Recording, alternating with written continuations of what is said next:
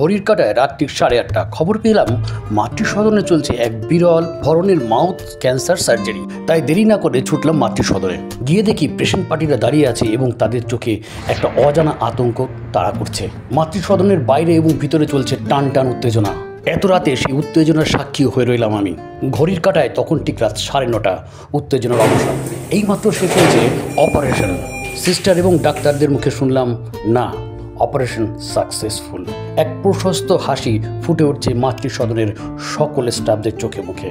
চলুন সেই ডাক্তারদের কাছে শুনে নিই সেই অপারেশনেরই বৃত্তান্ত। আমাদের যিনি পেশেন্ট ছিলেন এখানে, তার বাঁ দিকের চোয়ালে মাড়িতে ক্যান্সার হয়েছিল।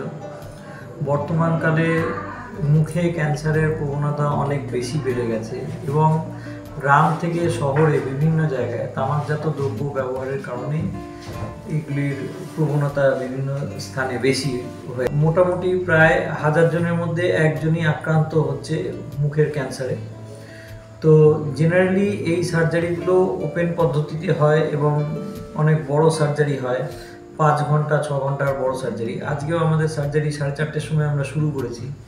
আমাদের মোটামুটি 5 ঘন্টা সময় লেগেছে। 9:30 এই সবে আমরা মিনিট 10 হলো আমরা সার্জারি থেকে অফ করেছি। জেনারেলি এই সার্জারিগুলোর জন্য আইসিইউ হলে খুব ভালো, আইসিইউ ইনফ্রাস্ট্রাকচারের দরকার, কিন্তু এখানকার সবাই সহযোগিতায় এখানে আমরা সাকসেসফুলি কেসটি নামাতে পেরেছি এবং পেশেন্ট এখন সজ্ঞানে ফিরেছে।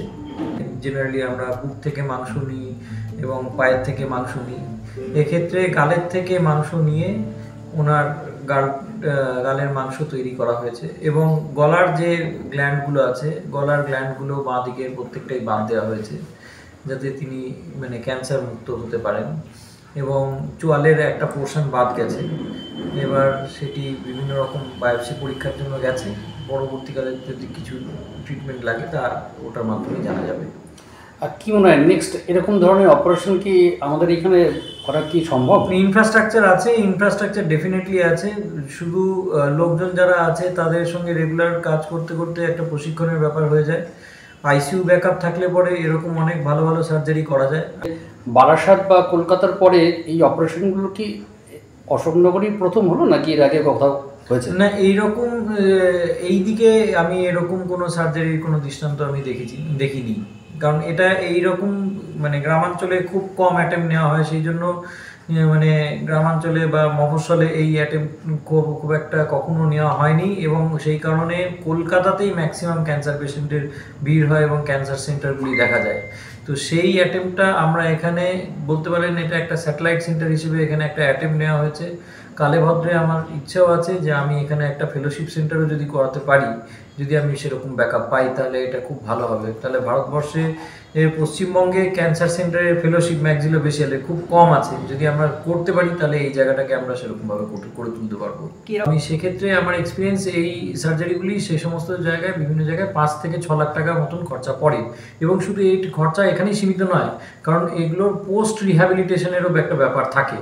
তো এটা বেশ খরচবহুল একটা সার্জারি, যেটাকে আমাদের এখানে আমরা বিভিন্ন রকমভাবে সহযোগিতা পেয়েছি এবং বিভিন্ন রকমভাবে আমরা এটাকে কভার আপ করতে পেরেছি। স্যার একটু যদি আপনার নামটা বলুন। আমার নাম ডাক্তার ঋতুবান শাহ ভৌমিক, উনি আমার টিমমেট ডক্টর রজতাভ পাড়িয়া। আমরা একই টিমে রয়েছি। আমরা ক্যান্সার সার্জারি করি নিয়মিতভাবে, মুখের ওরাল ক্যান্সার সার্জারি আমরা নিয়মিতভাবে একটা টিম কাজ করছি। ধন্যবাদ ডাক্তারবাবুদের। আশা করি এই খবরটি পেয়ে অনেকেই উপকৃত হবেন। চলুন এবার কথা বলে নিই পেশেন্ট পার্টির কাছ থেকে।